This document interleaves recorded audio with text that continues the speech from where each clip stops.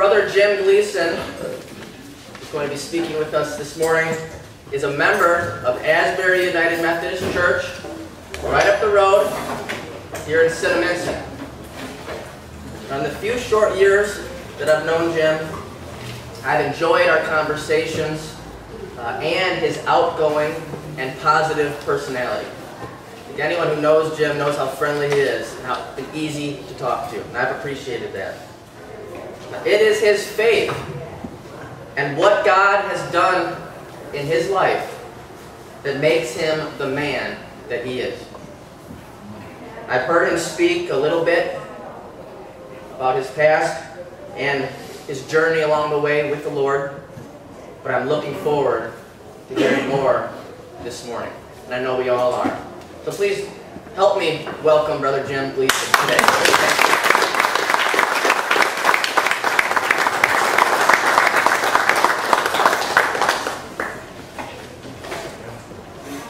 It's a special relationship with the Moravian Church here. A number of you guys, led by Pastor Andy, came over when we did an organ donation day over at Asbury. Really appreciated that. And coming here to your breakfast, our men certainly feel a connection here.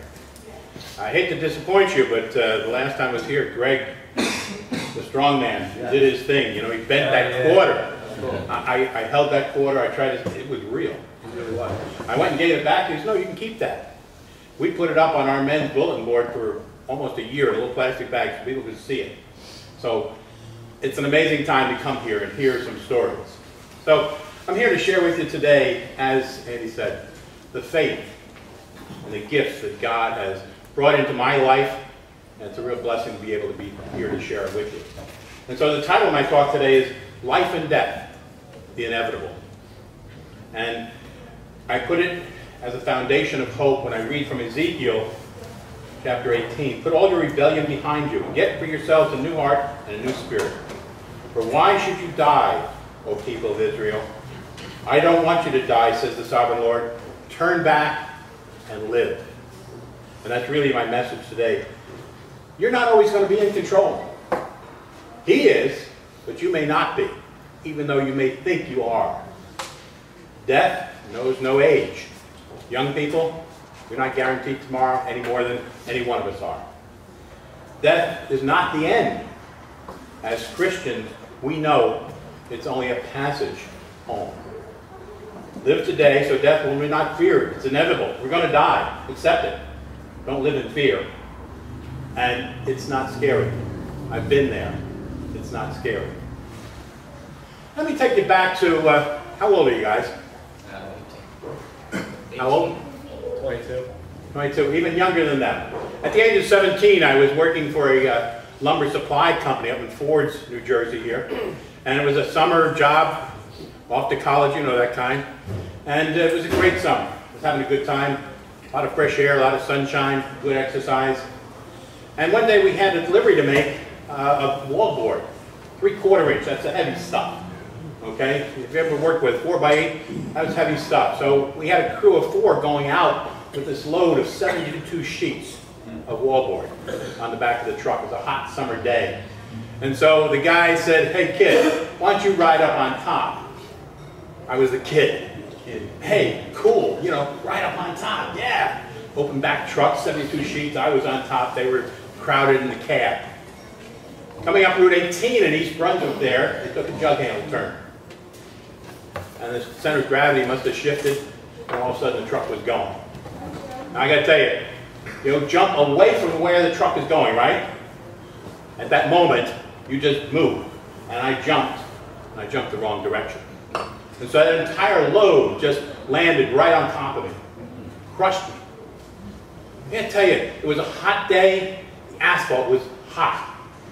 I could feel the burning in the side of my face. I was pinned. I couldn't breathe. I couldn't move. I was not in control. Not physically. I was pinned.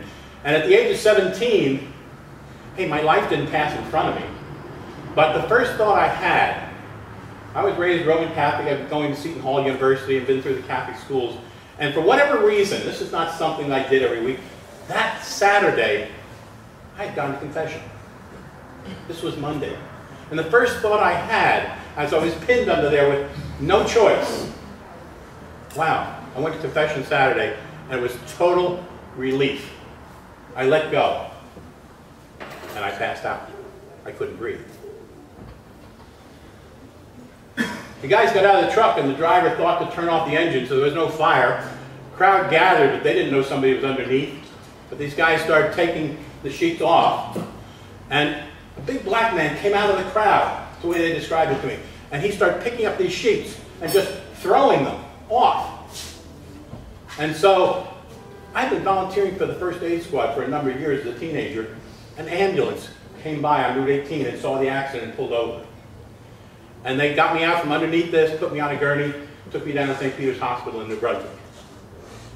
You know, there's one thing about being heavy, and I've always been heavy. It's called padding. With that load shifting and landing on top of me, I broke through, they say, about 18 sheets of that. No bones were broken. The side of my face was all from the asphalt. I've had no surgery done. It healed. The only residue of it was I needed to wear glasses for the rest of my life, the ophthalmologist told me. I did that for about a year, going for exercise. I said, how long do I have to do these exercises? Probably the rest of your life. Right. A year later, I took the glasses off and never wore them since, and I got 20/20 vision. Several lessons from that. First of all, there was absolutely no fear when it happened. You had no choice. It wasn't like you could fight for it. It wasn't like you could swim to try and save your life. You were just under his control. But I wasn't out of control. Physically, I couldn't do anything, but mentally I could. And that's the power we always have. To realize we're not alone. God was with me. I was clean. Catholics don't think in terms of, like we do in the Methodists, that God has died and we are saved. You got to say confession and save yourself almost, you know. And so it was a matter of realizing that I had just been forgiven for everything. And it was okay. And I accepted that. And so it changed my outlook on life. I no longer had any fear of dying. I'd been there, to the edge, looking over the edge, and he came back. And so I had a stronger faith in God's plan. I didn't know what his plan was, but obviously it wasn't my time yet. Life was good, and I went on for many years raising 3 teenage children, working corporate America. Everything was always good. I never had an issue, health-wise or otherwise. And let me ask you a question. If you had a choice, which we don't, of a place to die and a way to die, what would you choose? Interesting question, isn't it? I had never thought of that, but on one business trip, I had the good opportunity to go back to where, as a child, I had been raised, down in Australia. I had spent 3 years there as a young kid, 7, 8, 9 years old. Great place, great country for a kid to grow up in. Lots of adventure. We had a kangaroo as a pet across the street. I mean, really. Cockatiel was like a cardinal around here. Not rare, but certainly something you'd notice. And a great place to grow up. And so I always wished as an adult, I wondered what it would be like to go back to Australia and have a business opportunity to go there. And as part of that, I was able to take a free trip up to the Great Barrier Reef, which is one of the 8 wonders of the world. And so I went out on this huge catamaran. I mean, 400 people fit on this catamaran. So when I say catamaran, I think of a small thing. This is a big thing, a tourist boat. And it goes way out in the Pacific over the Great Barrier Reef. There's nothing to see out there except under you. There's no land in sight. And so you have opportunities to do different things. And one of the opportunities was to go snorkeling. I keep wanting to say scuba. It wasn't scuba. It was just with a tube, you know. And so I'd never done that before. And so I went off with 2 marine biologists and a bunch of gray-haired seniors in this little launch off from the main boat, and there's a pontoon out there, and these boats dock at the pontoon. And away we went, out of sight even of the boat. And so we get in the water with a wetsuit. They didn't have one my size, but I had one on. And so I didn't realize how tight it was, but then I got in the water, and without thinking, a couple of years earlier than that, I'd been diagnosed with a heart that had been attacked by a virus. And so it was a weakened heart. Yeah, okay. You exercise, you can get carried away, pump too fast, and you get scared, okay? And so when I put my head in the water to do this snorkeling, your body says, What are you, crazy? You can't breathe underwater. And it gets nervous. Well, when a weakened heart gets nervous, it starts beating too fast, and it doesn't do its job. And what happens is the lungs fill up with blood. One of the functions of the heart is to relieve the blood from the lungs. So here I am in the Pacific Ocean, my head in the water, as this marine biologist is bringing things up to show us, and I'm getting nervous. Well, when you have your head in water, as you may know, you can hear yourself. You can hear your heartbeat. What I could hear was the gushing, the gurgling of the lungs. You think I was nervous? I got more nervous. The heart beat faster. And so it gets really scary. And so I end up standing up in water to here. And the marine biologist says, don't stand on the coral, it's living coral. I said, it's either me or it. Are you all right? I said, no, I'm not. No, are you all right? I said, no, I'm not. I've got a heart condition that's acting up right now. So she takes my mask, and she says, all right, we'll go back and get the launch, come back and get you, but I have to take everybody with me. I can't leave them here. And they left. I'm out in the middle of the Pacific Ocean, standing on coral, knowing there's nobody in sight. And my heart is going like crazy. What would you do? There was absolutely no fear. I looked up and we laughed together. Honest to God, I laughed out loud and said, well, Lord, we certainly did this time, didn't we? We, right? As you know, my friends back home, if you ever get there, will laugh. Leave it to Jim, did it his own way, died on the Great Barrier Reef off Australia. Well, needless to say, that didn't really happen. They brought the launch back. I got on the launch. They're going to take us back to the ship. I said, no, I'm all right now. And once you settle down, it's okay. And so they went off. I stayed on the little boat. Another guy in the water. He was having trouble, and I helped him out. He was having the same problem I did. But I had 2 years of it, so I knew what it was. I knew what to do. He didn't. And so I was at the right place and right time to give him, to share life with him. And so what was my lesson out of that? The faith was even stronger. You're never alone. You're not always in control. And so even out in the middle of the Pacific with nobody in sight, no land, nothing, I wasn't alone. I had a loving Father who was there with me. And so still, I don't know what my plan was, what his plan for me was, but life continued. And so again, no fear of dying, no scary part of death. Death would be welcome. Again, if you have the faith that we have. And so I came back to the United States shortly after that trip. And sometime later I found myself at work trying to do some paperwork and couldn't concentrate. And finally I just stopped to see what it was. And best I could describe it to you, if you've ever been hit with a wave of water and got a bunch of water and you choked it up, you know that feeling? There's a little bit left. You know what I'm talking about? That's exactly what I felt like. So I picked up the phone and I called my cardiologist and I said, what was going on? She said, can you come here right now? When your cardiologist says, can you come right now? The only answer is, I'm on my way. And she did some more testing. Well, initially, 2 years earlier, the heart had been tested. It was functioning at 37% of its function. A virus attacks the muscle, it attacked the heart. That's what it was. But I was still doing work. I was getting older. I went across that parking lot, I had to put my bag down, catch my breath. So finally, it was there. She said, you did some more tests. You're down to 17% of your heart function. Now, if you make a fist, they tell us that's about the size of your heart. 17% is less than a fifth of that function. Can you imagine that? I mean, still doing what I consider normal. Okay. In my talking, I didn't realize I was pausing between every word for a breath. Nobody said anything. I didn't notice it. She says, it's time. You need to see some employment, go down and see the experts. I gotta tell you, if you're gonna have a heart problem, you live in a great area to have it. Philadelphia's got some great heart centers and some great transplant centers, because she said, it's time, right? You're gonna need a heart transplant. They had told me earlier, when they test the heart, we'll put you on some medication, it may heal itself. If that doesn't work, we'll keep you on the medication. If that doesn't work, we have to give you a heart transplant. This was back in 1992. We didn't talk about organ transplants then. Put somebody else's heart in another body? Ooh. But that's what I lived with. Took the medications, didn't get better, but was doing okay on until this happened. And so I ended up down at the Hospital University of Pennsylvania with a team who described what this was all about. I was amazed. 89% of people in 1994 we're talking about were still alive at the end of the first year after a heart transplant. Wow. 79% was still alive after 3 years. And so what was meant to be an education trip became a decision trip. And so we said yes. In those days, 1994, September of 94, that meant you went in the hospital and you waited because they said, Mr. Gleason, you've got less than 2 years to live. That was not scary. I knew I was going to die someday. If you're born, you're going to die. With faith, it's okay. But, they said, for those 2 years, you're going to be sitting in a chair. In order to get over to the dinner table, someone's going to have to help you across the room. Gentlemen, that was scary. I like myself. I could do just about anything I wanted to do. But that was scary. Not dying, being handicapped.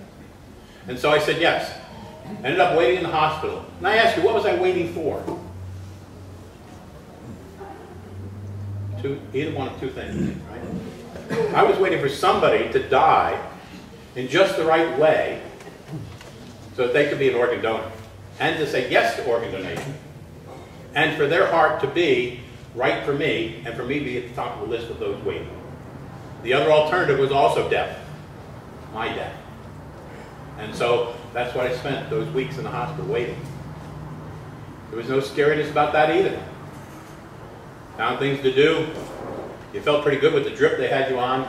After about 5 weeks, when the team came in one day, I said, you know, for the first time, I really feel like a patient. I feel punk. And they said, okay, and told the nurse to up the drip. Next day they came in, asked the same question. I felt the same way. They upped that drip again. After they left that day, I remember sitting next to the bed and thinking to myself, well, wait a minute. I know what's going on. This heart's really failing now. And they're doing everything they can. This was before the mechanical assist devices they have now. They were approved the next month of all things. But so when they came in the third day, they said, let me see if I figure this out. This heart's really failing now. There's nothing more you can do. And you're right. I said, where am I on the list? I thought I was on a list waiting. They said, you're number 3 on the list. There's been no movement on that list for 3 weeks. There really isn't a list. There's a database down in Richmond where over 110,000 people today are waiting for organ transplant. And in that database, when somebody says yes to organ donation and dies in just the right way, and less than 1% of death even qualify to be organ donors, and half of those don't agree to be organ donors, so you can imagine how scarce those organs are. These people are dying at the rate of 18 a day while they're on the list. And so when somebody says yes to organ donation and dies in just the right way, and the evaluation of the different organs takes place, and so let's say a heart becomes available, then they go against that database with the characteristics of that heart to match up to people that are in the database. And now a list is created. So the list only exists while an organ is offered. And so I didn't know that. I accepted his word. And when he left, I said, please, I'm not giving up. But tell the team I want to say thank you for all they've done. That night, I went to bed not knowing if I'd wake up the next day. No nervousness, no fear of death. I said my evening prayers, the Our Father. There's that phrase in there you probably don't think much about until you get something like that. Thy will be done. Wow, I did everything I could do. It's up to you now. And so I went to sleep like a baby. Next morning, one of those nurses came in much too early, as they always do, 6 o'clock, you know, do vitals, whatever. Said, Mr. Gleason, we have a phone call for you at the nurse's station. Nurse's station, okay, well. So with IV pole in tow and slippers, out I went to the nurse's station to take a phone call. It was Heather, the transplant coordinating nurse. Mr. Gleason, I think we have a heart for you. Wow. I said to her, thank you. I looked up and said, thank you. I told my family, I said, you better get down here, something's going to start happening. Well, it doesn't happen very fast. It takes quite a while before they organize the different teams and get to wherever the donation is going to take place and bring the gift back. So it was late that afternoon when a couple pretty nurses came in and said it's time. Took me down to gurney, telling me some jokes. We smiled together. Loved the pretty nurses. And he come back from 100, got about 95, and was asleep. That's all I remember. Next thing I know, I woke up and it's a room with no windows. There's a clock there. It said 6 o'clock. Went down around 3 or 4. It's about a 5-hour operation. No pain. There was a nurse doing something. She was working on a tube in my throat. And so I knew that this hadn't happened. When they go to retrieve the organ, sometimes there's something wrong with it, so it's called a false start. Ron, there were 3 of us that had been waiting, Ron, John, and I, the 3 heartbeats, bodies eagerly awaiting transplant surgery. And Ron had been called down twice before, and it wasn't good, so he came back. Quite a roller coaster ride. So we were sort of expecting that. And so I said to the nurse, actually I wrote on a pad, false start, huh? She looked at me and said, Mr. Gleason, didn't they tell you? You have a new heart. It was 6 o'clock the next morning. I had woken up in the middle of the night. Tammy saw me with 40 tubes coming out of me. I don't remember any of that. All I can know is when you have cardiomyopathy, a failing heart, you never get a breath of good air. And so for the first time in a long time, oh God, did that feel good. She finished her work, doctors came in and said, how you doing? It's good. How's the pain? I don't have any. Oh, when that anesthesia wears off, you will. And they left.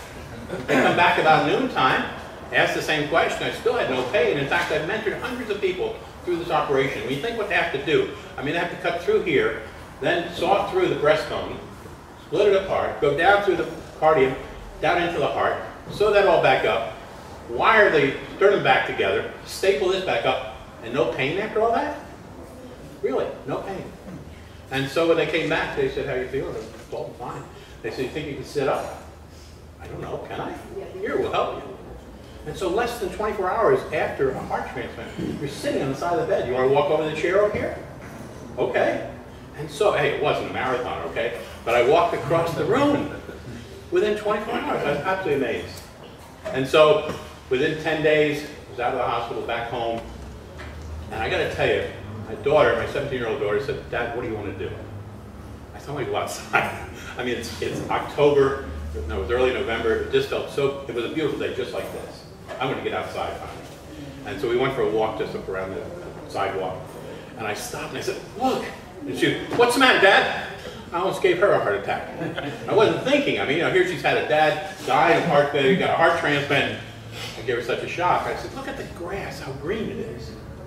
Look at the trees, how colorful in the fall they were. It was just amazing to see God all around us. And so, went through some rehab for a couple months, went back to work 3 months later, continued working for another 15 years, and then finally retired. And so, out of that reaffirms once again the experience, okay? There's no fear in dying. You're going to die, accept that. Hey, can you die in different ways that you wouldn't want? Yeah. But the death itself is not something to fear. So don't let that get in the way of living your passion, whatever it is. Find the passion in your life. I've certainly found in helping others through this cause and by raising awareness of organ donation. And really that's what I'm here to say. One, transplantation really does work. Secondly, challenge you to say, what are you going to do with your organs after you die and don't need them anymore? Say yes to organ donation. When you revise your driver's license, say yes, I want to be an organ donor. Tell your family, so there's no conflict at that time. And I can remember a story. There was a father and 2 daughters who were faced with the loss of their mother, his wife, who was declared brain dead. And they were considering organ donation, and he couldn't face it. His 2 daughters said, but Dad, I think Mom would have wanted to do this. And they continued that argument even down the cafeteria. And the orderly came over and said, excuse me, sir, can I say something to you? Yeah, what? It's not a question of whether your wife is going to be an organ donor or not. She will be an organ donor. The question is whether you're going to donate to the ground or to save somebody's life. And he walked away. Wow. And the father thought about that. He turned to his 2 daughters and said, let's go back upstairs. We have some papers to sign. And so that's the thought I'd like to leave with you today. One, we are truly blessed as Christians to know that this life is temporary. And I got to tell you quite honestly, it's not that I don't fear death, I don't, but I'm really curious about what follows this in terms of the experience. And so that curiosity is helping me say, you know, with each passing year, I'm getting closer to it. But just as I tell many people, the transplant doesn't prevent death. It extends life. You're still going to die. And so the question really is, what are you going to do with that extension of life, with a transplant, for example, or in our context today, what are you going to do with the gift you have of the fellowship, of the faith you have, of your life today? What is your passion? What is it that you're doing with the life you have? Be it one day, This may be the last day, we never can tell. Or the next 20 years. So, think about that. An exercise that a couple of us got into a couple years ago was to write our obituary. Sounds kind of gruesome, doesn't it? We were talking about priorities in life, and I suggested this. I'd heard about it someplace. And so we wrote our obituaries. I thought it was an easy thing to do. Next time we're getting together for dinner, next month we're going to sit and compare. And so I forgot about it until the last minute. And so at lunchtime, the day we were going to meet for dinner, I was sitting there at my desk at lunchtime trying to quick throw together an obituary of all things. How hard could this be? And I had something I cut out of the Philadelphia Inquirer, somebody's obituary that I thought the model seemed right. I don't read obituaries. But it was there, and I thought, okay, let me get my word processor and just do this, right? And so the title was the person's name, James Gleason, comma. Okay? The next was a number. How old was the person? Wow. How long do you want to live? How old do you want to be when you die, if you had a choice? You know, I thought about that for quite a while before I could fill in a number. I eventually came up with a number and justified my own mind. And there was comma, and then there was 2 or 3 words describing that person's life. Well, you want to summarize your whole life in 2 or 3 words. What words would you use? This was a lot harder than I thought. I must have spent an hour just working on this top line, and the first 2 words were easy. James Gleason, I mean, that was easy. And so I would challenge you, because the next thing you do is you say, you know, Jim Gleason died, blah, blah, blah. How did you die? Oh, I just want to go to sleep and not wake up. And I thought about it. I thought, you know, that's not me. I'm not going that way. And so I got to create, how did I die? Hey, my parachute didn't open over Valley Forge in an event promoting organ donation. That's what I finally put down. I always wanted what to be like. I'm going to die, I'm going to die. And then it went down to, you know, he worked for Unisys Corporation for how long? Wow, I hadn't even thought about retiring yet. How long did you want to work before you retired? It was an amazing exercise that I would recommend to anybody. Put it down, and then here's what happens. After you've written it, and write it to the future, right? This is when you died. So if you're going to die, if you plan to die 20 years from now, plan out what you're going to do in those next 20 years. Now, take that document and look at it and say, what do I have to accomplish between now and then to make my dream come true? To make my life what I wanted it to be? That's an amazing thought. How many of you have seen The Bucket List, the movie? Okay. If you've seen it already, I'd recommend seeing it again. But look at it for the lessons. For those of you who haven't seen it, it's a great movie, and it talks about exactly that.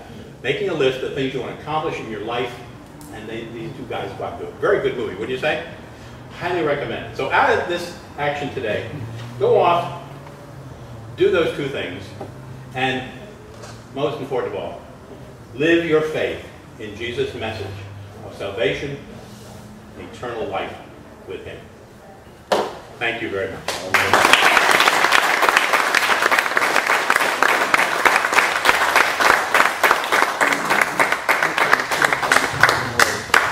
Good job, brother.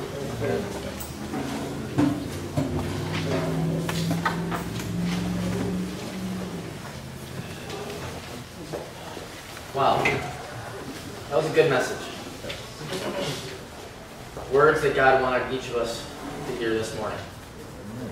Words that will have an impact on the rest of our days, however many we may have.